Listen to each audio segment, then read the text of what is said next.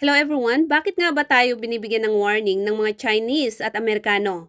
Sabi ng China, don't play with fire, Philippines. Sabi naman ng Amerikano, wake up people, grow up. Yes po, totoo po yun. Bakit? Kasi nasa atin po yung base militar.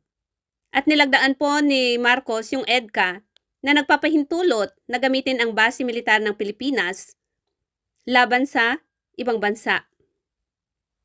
So, paggagamitin yan para protektahan ng Amerikano yung Taiwan, dehado po ang Pilipinas.